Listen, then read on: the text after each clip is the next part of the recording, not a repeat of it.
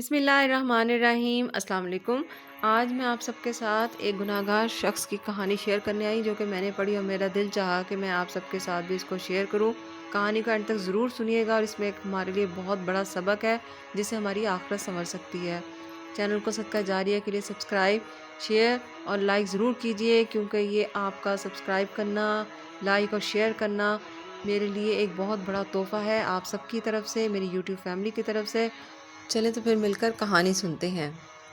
ایک بہت ہی گناہ گار اپنے زمانے کا مانا ہوا فاسق اور فاجر شخص ایک جنگل کے قریب جا رہا تھا کہ اس نے ایک آدمی کو دیکھا جو اپنے سامنے زمین میں ایک سوکھی ٹہنی دبائے بیٹھا تھا اور اللہ کی عبادت کر رہا تھا۔ اس گناہ گار آدمی نے پوچھا، تم کیا کر رہے ہو؟ اس نیک اور پرہیزگار بندے نے بتایا، میں سالوں سے دنیا سے دور اس ویرانے میں اللہ کی عبادت کر رہا ہوں۔ جس دن میری عبادت قبول ہوگی اس دن یہ ٹہنی ہری ہو جائے گی، اس طرح مجھے پتہ چل جائے گا۔ اس گناہ گار کے دل میں جانے کیا آئی، وہ بھی زمین میں ایک سوکھی ٹہنی دبا کر بیٹھ گیا اور عبادت کرنے لگا۔ تھوڑی دیر بعد کہیں سے ایک آدمی کی مدد کی پکار آئی اور پکارنے والے نے نکہت بھری آواز میں پانی مانگا۔ دونوں نے سنی انسنی کر دی۔ آواز دوبارہ آئی۔ 3-4 مرتبہ کی پکار کے بعد گناہ گار نے نیک شخص سے کہا، میں تو ابھی بیٹھا ہوں، تمہیں کتنا عرصہ ہو گیا ہے، تم ذرا اٹھ کر اسے پانی تو پلا دو۔ میں ابھی بیٹھا ہوں، اٹھنا نہیں چاہتا۔